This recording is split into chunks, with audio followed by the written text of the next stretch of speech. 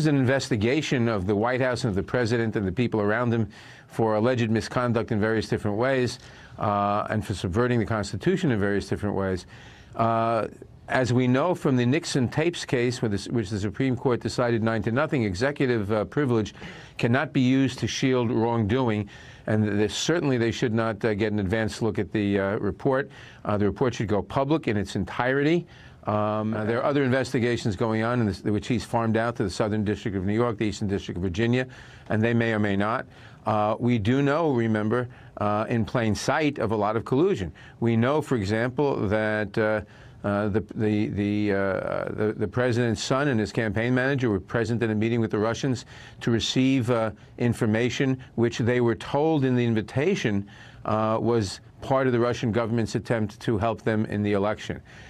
We know that the campaign manager gave targeting data, political targeting data, to an agent of the Russian government. So we know a lot of things, and maybe it's not indictable, but we know there was collusion. The question is to what degree and for what purpose. The other thing is, remember, the Justice Department. Excuse me, sir. That's the point I was going to make. Jared Kushner was not charged for that. Paul Manafort wasn't charged. John Jr. wasn't charged. So it would seem that there was no criminal collusion among them. So it would seem to clear the president, wouldn't it, on that issue? No, it would not. The Washington Post has a story today which says that in counterintelligence investigations, because of the way they are done and because of the way counterintelligence works, very often they do not lead to criminal prosecutions. But right now it's very speculative. Okay. You've made it very clear that you want to see not only the report, but all of the underlying material, all of the investigative material. Here's what Deputy Attorney General Rod Rosenstein said last month.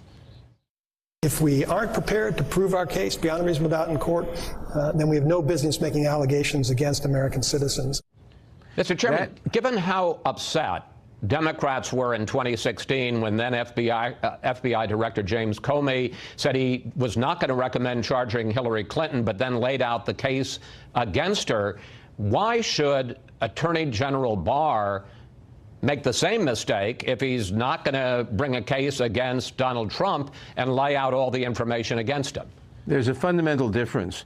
The Justice Department normally that's a very good rule. If you don't have enough evidence to charge someone with a crime, you shouldn't sully their name. However, the Justice Department believes that as a matter of law, the president, no matter what the evidence, can never be indicted for anything simply because he is the president.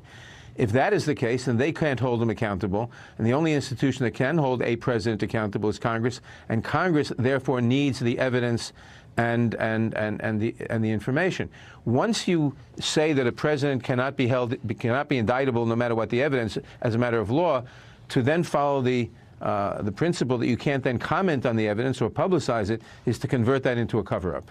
And for the department to take the position that we're not going to give information because he's not indicted, like a normal person who's not indicted because of lack of evidence, is equivalent to a cover-up.